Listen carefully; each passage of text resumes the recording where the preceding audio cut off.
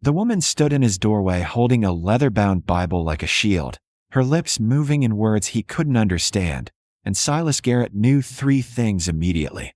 She was terrified, she was alone, and whoever had hurt her was probably still looking. 2 weeks earlier, the first snow had come to the Bitterroot range. Silas stood shirtless in the pre-dawn cold, splitting cordwood behind his cabin with methodical precision. Each swing of the axe sent chips flying, his breath clouding white, the hard muscle of his chest and shoulders moving beneath skin marked with old scars. He'd built this life 8 years ago, solitude, silence, and enough distance from humanity that he could finally breathe. The settlement of Timber Falls lay 12 miles down the mountain. He went there twice a year for supplies, spoke to no one longer than necessary, and left before anyone could ask questions. They called him the ghost of Bitterroot. Some said he'd killed a man. Others claimed he'd lost his mind after the war. Both stories kept people away, which suited him fine. He was stacking the split wood when he heard it. The distant crack of a branch snapping under weight. Not deer. Too heavy, too deliberate. Silas went still, every sense sharpening. The sound came again, closer now, accompanied by labored breathing and the stumble of exhausted feet. A figure emerged from the tree line. She wore a dress that had once been fine, dark blue wool now torn and mud-stained. Her black hair hung loose and tangled, her face pale with cold and something darker. She saw him and stopped dead, her hand flying to her mouth. Silas grabbed his shirt from the chopping block, pulled it on without taking his eyes off her. She looked ready to bolt. "You hurt." His voice came out rougher than he intended, and used to speaking. She stared at him blankly, then began speaking rapidly in a language that sounded like water over stones, soft, flowing, incomprehensible. Her hands moved as she spoke, pleading, explaining something urgent. "I don't understand." He kept his movements slow, non-threatening. "English." She shook her head, frustration flashing across her features. Then she reached into the folds of her dress and pulled out a Bible, its leather cover worn smooth. She held it out to him like proof of something, her dark eyes desperate for recognition. Silas studied her more carefully. 30s, he guessed. Dignified bearing despite the desperation. The dress was quality fabric beneath the damage. And those weren't the hands of someone used to hard labor, at least not until recently. "You running from something?" Not a question. She seemed to understand his tone, if not his words. She nodded vigorously, then pointed down the mountain toward Timber Falls. She made a sharp, cutting gesture across her throat and shook her head violently. "Can't go to town. Someone there would recognize her, or whoever was hunting her had connections." Silas looked past her into the forest, checking the shadows. Nothing moved, but that didn't mean much. He turned back to find her swaying slightly, exhaustion finally catching up with fear. He made a decision he'd probably regret.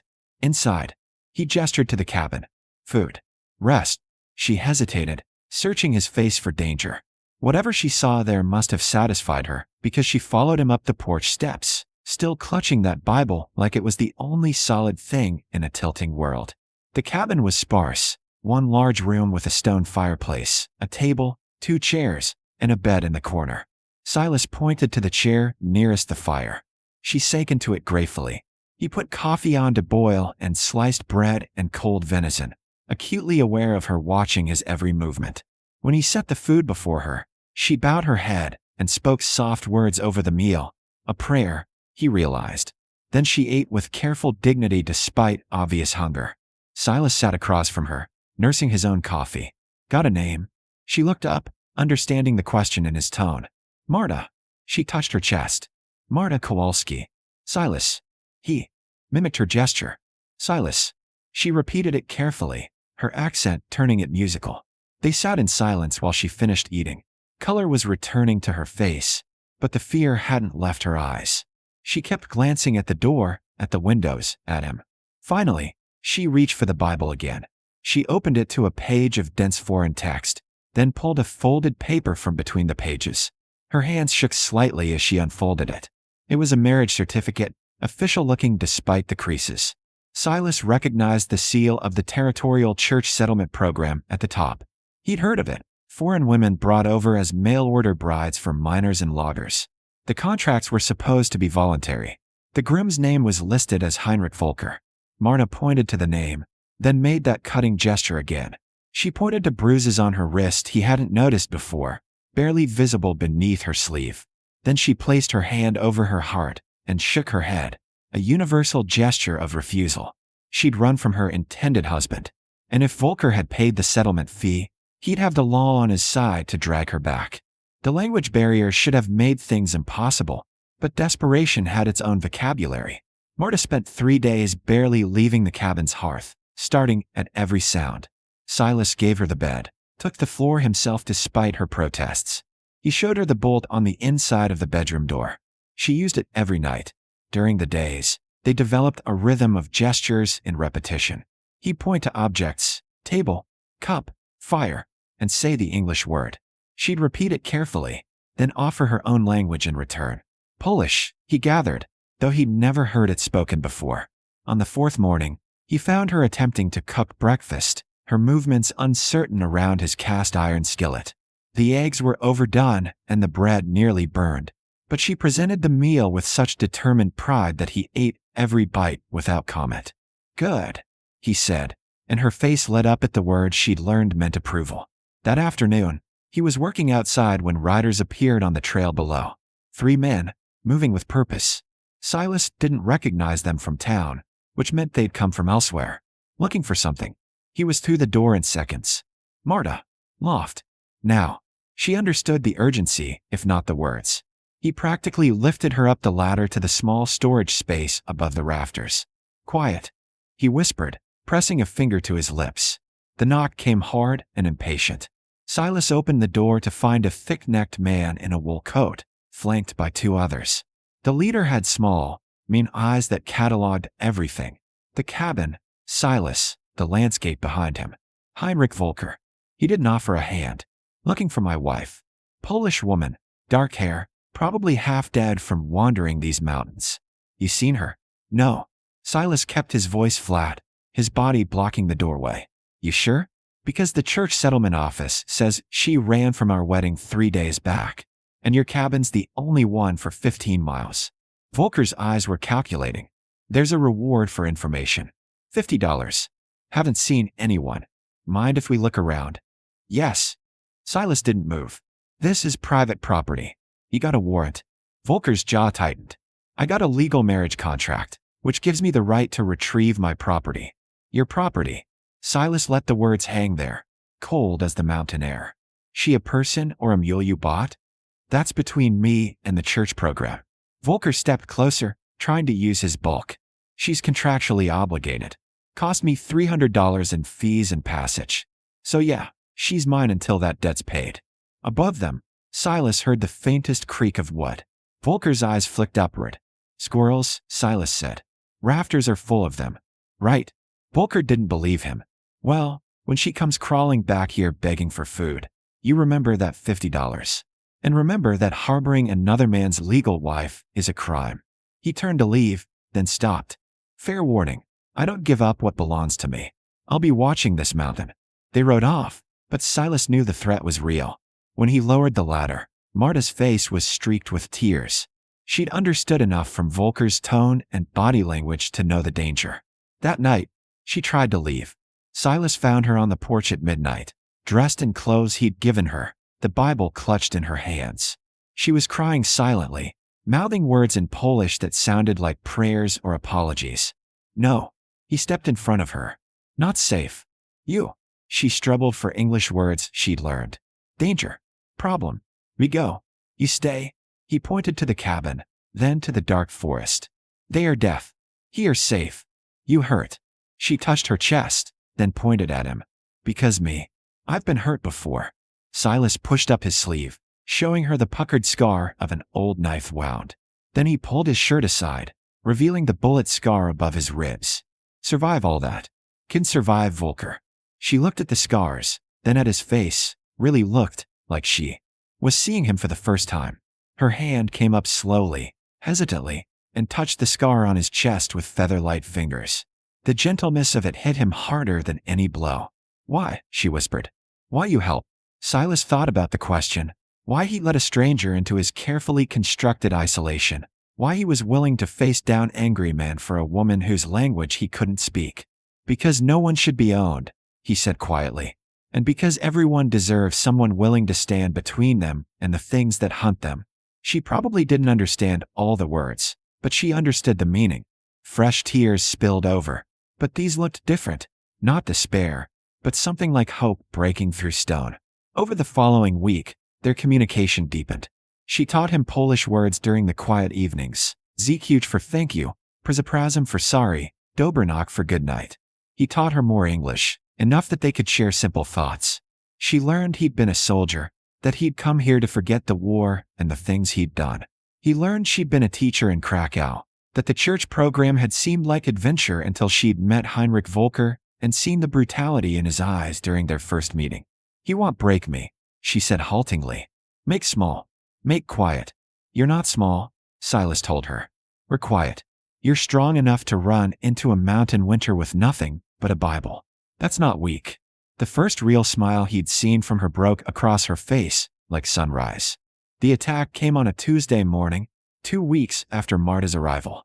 Silas was checking his trap lines when he heard the cabin door splinter. He ran, crashing through underbrush, and emerged to find Volker and 4 men surrounding his home. Smoke was already rising from rags they'd lit and thrown onto the roof. "Come out, Marta," Volker shouted, "or we burn it down with you inside." Silas didn't announce himself. He simply drove his shoulder into the nearest man, sending him sprawling. The second caught Silas's fist across the jaw and went down hard.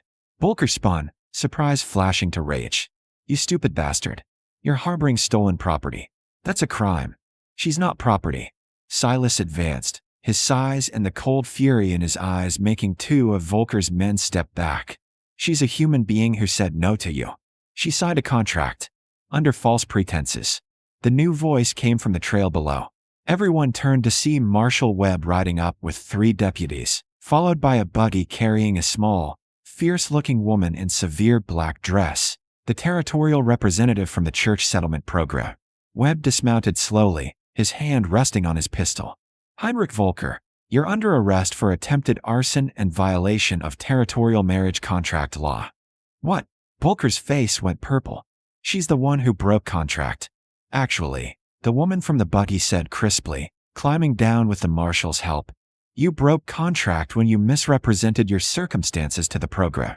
We've received testimony from 3 other women you've married through our program, all of whom reported severe mistreatment before they fled. The church settlement program is not a market for purchasing unwilling brides, Mr. Volker. Miss Kowalski's contract is void." Marta had emerged from the cabin during this exchange, drawn by the marshal's voice. She stood on the porch, soot-stained but unharmed, her eyes wide. "That true?" Silas asked the program representative. "She's free. Completely free, Mr. Garrett. Though I'd like to speak with Miss Kowalski about her testimony against Mr. Volker." The next hour passed in a blur of statements and arrests. The program representative, Mrs. Shields, spoke enough Polish to communicate with Marta directly. Relief flooded Marta's face as she answered questions, the weight visibly lifting from her shoulders. When the marshal finally led Volker and his men away in chains, the mountain settled back into silence. Mrs. Shields approached Silas with a calculating look. "Mr. Garrett, Miss Kowalski has some decisions to make. The program will provide return passage to Poland if she wishes, or we can help place her with a respectable situation here in the territory. A teaching position, perhaps, once her English improves." Silas looked at Marta, who was watching him with those dark, deep eyes. "Or," Mrs. Shields continued carefully, "if there were another arrangement that might suit her, one freely chosen, the program would recognize it, provided all parties were willing." Marta walked over to where Silas stood. She took his hand, her fingers small and strong in his calloused palm. "Stay," she asked quietly. "Here with you? I learn English. I help. She struggled for words, then switched to Polish, speaking directly to Mrs. Shields. The older woman's stern expression softened. She translated. "She says she's seen how you live, alone, isolated, keeping the world at distance. She says she understands that pain because she came across an ocean to escape her own. She says maybe 2 people who understand loneliness can build something less lonely together. If you're willing."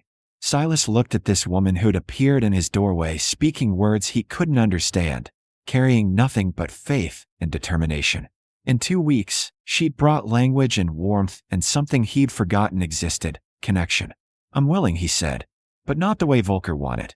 Not as property or obligation." He turned to Marta, speaking slowly so she could follow. "You stay? Because you choose. You go if you choose. Your life is yours, Marta. Always." She smiled, tears tracking through the soot on her face, and answered in careful English. "I choose stay. I choose you. I choose home." 3 months later, spring broke over the Bitterroot range. Silas stood in the doorway of the cabin, now expanded with a proper bedroom and a study where Marta spent her mornings teaching him Polish and her afternoons learning English from the books Mrs. Shields had sent. She was in the garden now, planting seeds in the thawed earth, speaking to herself in that musical mix of Polish and English she used when thinking out loud. Her hair was pulled back in a practical braid, and she wore the sturdy work dress she'd sewn from fabric they'd bought in Timber Falls on their last supply run.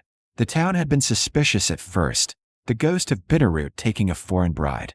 But suspicion had turned to respect when they saw Marta's competence, her dignity, and the way she'd started a small school for minors' children in the church basement twice a week.